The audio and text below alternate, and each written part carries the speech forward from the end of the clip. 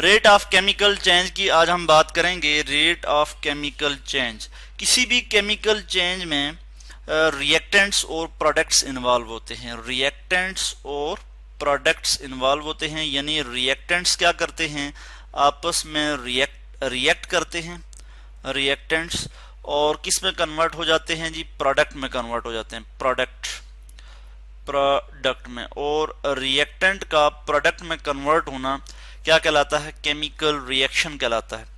और जिस स्पीड से रिएक्टेंट प्रोडक्ट में कन्वर्ट होते हैं या जिस स्पीड से कोई भी रिएक्शन प्रोसीड होता है, इसको हम कहते हैं रेट ऑफ रिएक्शन। ठीक है जी, स्पीड ऑफ रिएक्शन, या हम कहते हैं speed with which a chemical reaction proceed, speed of chemical reaction। तो इसको हम क्या कहते हैं, किसी भी केमिकल रिएक्शन की जो स्पीड होती है ये असल में कहलाती है rate of reaction. Rate of reaction. तो रेट ऑफ रिएक्शन की हमने बात की यहाँ पे। तो कुछ रिएक्शन जो है वो बहुत फास्टली हो जाते हैं, एक्सट्रीमली फास्ट होते हैं, कुछ जो है बहुत स्लो होते हैं, और कुछ रिएक्शन जो है वो मॉडरेट होते हैं, यानी ना ज़्यादा फास्ट होते हैं और ना ज़्यादा स्लो होते हैं। तो इस एतबार से हम यहाँ पे बात करेंगे कि सम रिएक्शंस आर स्लो, कुछ रिएक्शंस जो है वो स्लो होते हैं, उनकी जो स्पीड है वो बहुत स्लो है। जैसे हम देखते हैं ripening of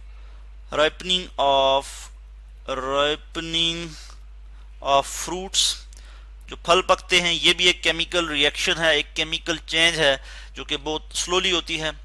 ripening of fruit, FRUIT, ripening of fruit. ठीक है, इसी तरह आयरन रस्टिंग, आप देखते हैं कि लोहे का जो जंग लगता है वो भी आहिस्ता आहिस्ता से लगता है, एकदम ये तो नहीं कि एक दिन में ही वो लग जाए जंग, बल्कि उसको भी टाइम चाहिए होता है, टाइम लगता है इस पे, इस केमिकल चेंज पे भी कुछ टाइम चाहिए होता है। ये जो है ये स्लो रिएक्शन है, स्लो केमिकल चेंज है। तो आयरन रस्टिंग।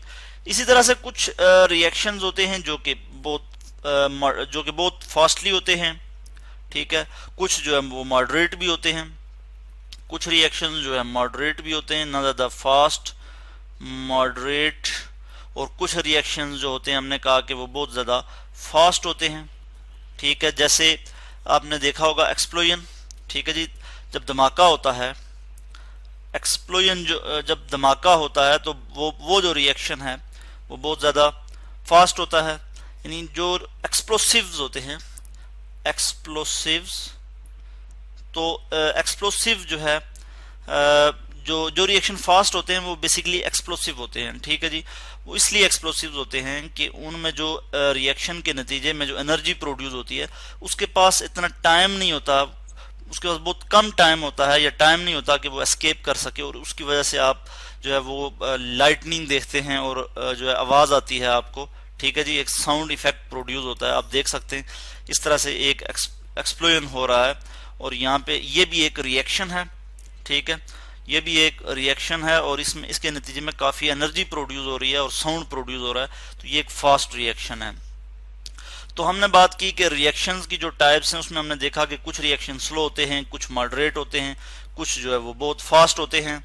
ठीक है, इसमें हम देखते हैं जो प्रेसिपिटेशन रिएक्शन है वो बहुत फास्ट होते हैं, वो भी उसकी अगर मैं यहाँ पे आपको एग्जांपल दूं, ठीक है जी, तो मैं यहाँ पे देख सकता हूँ कि जो सिल्वर क्लोराइड जो बनता है, ठीक है, कब, जब सिल्वर नाइट्रेट को हम सोडियम क्लोराइड में ऐड करते हैं, जब हम silver nitrate AgNO3, silver nitrate AgNO3, जब इसके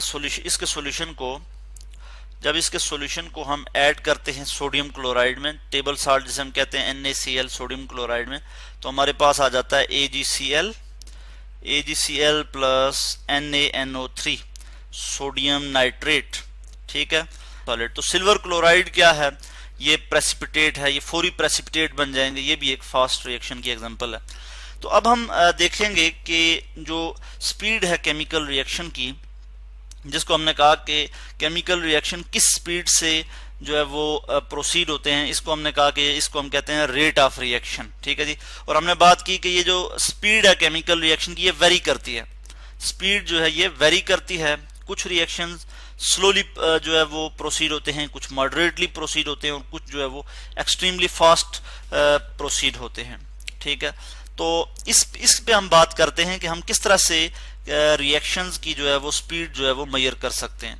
तो इसके लिए मैं यहाँ पे आपको फार्मूला लिख के बताऊंगा कि हम किस तरह से स्पीड मेजर कर सकते हैं। तो हम यहाँ लिखते हैं स्पीड ऑफ केमिकल रिएक्शन या speed of reaction is equal to amount of